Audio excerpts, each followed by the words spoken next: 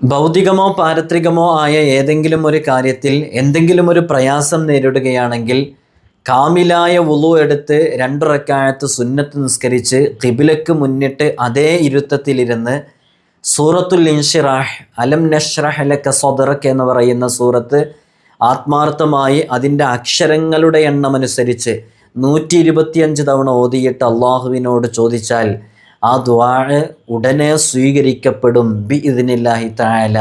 സ്വാലിഹീങ്ങൾ നമ്മെ പഠിപ്പിക്കുന്നുണ്ട്. നമ്മുടെ ജീവിതത്തിൽ ഒരുപാട് പ്രതിസന്ധികളും പ്രയാസങ്ങളും ബുദ്ധിമുട്ടുകളും കടന്നു വരുമ്പോൾ, നമ്മുടെ യാത്ര മുടങ്ങുമ്പോൾ, വിവാഹം മുടങ്ങുമ്പോൾ, നമ്മുടെ ബിസിനസ്സിൽ തകർച്ചയുണ്ടാകുമ്പോൾ, എന്താണ് ഇതിൻ്റെ സൊല്യൂഷൻ എന്നറിയാതെ പകച്ചു നിൽക്കുന്ന സമയത്ത് നമുക്ക് ചെയ്യാൻ പറ്റുന്ന നല്ലൊരു അമലാണ്. ജീവിതത്തിൽ ചെയ്തു നോക്കൂ.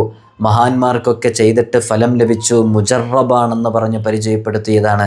അല്ലാഹു സുബ്ഹാനഹു വ തആല എല്ലാ തടസ്സങ്ങളിൽ നിന്നും ബുദ്ധിമുട്ടുകളിൽ നിന്നും പ്രയാസങ്ങളിൽ നിന്നും സലാമത്ത് നൽകി ദുനിയാവും ആഖിറവും ഒക്കെ വിജയിക്കുന്നവരുടെ കൂട്ടത്തിൽ സാധുക്കളായ നമ്മോട് ബന്ധപ്പെട്ട ദുആ കൊണ്ട് കടപ്പെട്ട എല്ലാവരെയും ഉൾപ്പെടുത്തി അനുഗ്രഹിക്കുമാറാകട്ടെ.